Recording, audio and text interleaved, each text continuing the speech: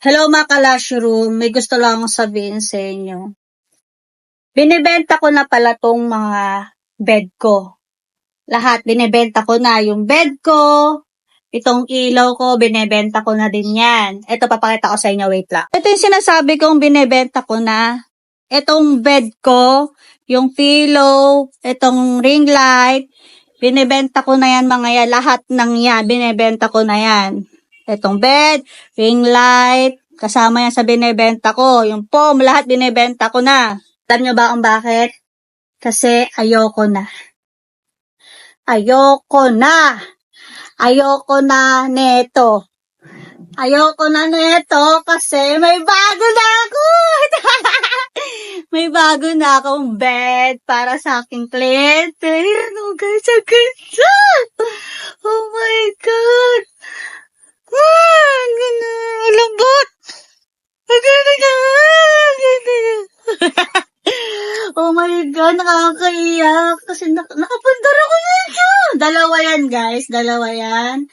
Ayan. Kaya binibenta ko na tong mga bed ko kasi may bago na ako. Ito na. Nag-invest ako ng mas magandang higaan ng kliyente. Ayan. Diba? And then, kaya pati itong ring light, binibenta ko kasi bibili ako ng naka-stand. So, syempre, ito kasi yung ring light ko, naka-click siya. So, wala naman ditong makiklipan. Ayan. So, ayun na nga mga ka-Lushroom, dumating na nga yung orders natin ng reclining chairs para sa ating mga kliyente. Matagal ko na talagang gustong bumili ng reclining chair na to. Hindi ko lang talaga siya mabili-bili agad dahil medyo mahal nga siya. Isa ito sa mga pinapangarap ko talagang mabili para sa shop ko. Pero ngayon, nabili ko na siya. Hindi lang isa, dalawa pa. Actually mga ka-Lushroom, kagabi ko lang siya in-order. Pero matagal na ako nag-i-inquire sa kanila. Sa Opix ko nga siya nabili at kaya naman dun ako bumili kasi nga marami silang reviews na maganda. Inassemble na nga ni Kuya at itong asawa ko gusto daw niya ma-try kung talaga bang maganda at malambot yung reclining chair na binili namin. Oo, higa ka. Try mo. Paano? Ganun din sir, pagtulak ng bala. Opo ka talaga yan. Yan. Di, sige higa ka. Sige. Sige, push back po. Push back mo sir. Sige, ganun.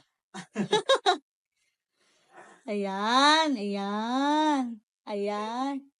Oo nga, maganda nga siya. Ayan. Relax na. Oo, relax ka. Hindi mo masakit sa likod ng kliyente. Okay na. Tapos pagbababa, ayan. Okay. Siyempre. Lubot Ayan. Kailangan lang pala siya ipupush. Ayan. Ayun, bongga. Sakto. Ang sarap. Pwede na tayo dito matulog. Masarap, makaka-relax na lalo yung kliyente natin dito. Siguro 3 months tayo hindi kakain. Masarap po. Sarap, may lagayan pa ng baso. So, pagtatayo ka, yun nga, lagi tiyan ko, hindi ako makatayo ng maayos. Pag puntis, wala, ganito ang tayo. Ayun. Ayun. Ito naman yung pangalawang reclining chair. Na-assemble na rin siya ni Kuya. Siya na kasi pina-assemble namin. Baka kasi mamaya kami ang mag-assemble. Mali-mali ang lagay namin. At ako nabida-bida rito. Siyempre, iti-testing natin yan. Hindi pwedeng hindi iti-testing. Yung time na yan talaga, I swear, naiiyak talaga ako. Kasi isa to sa mga bagay na ininvest ko talaga na isa to sa mga pinakamahal talaga. At hindi ko akalain na kaya kong bumili nito. Ay, wow, ang OA. iPhone na nakabili ka? Patagilid. Okay. Oh, sorry. Yan. Tapos may lagarin siya ng baso.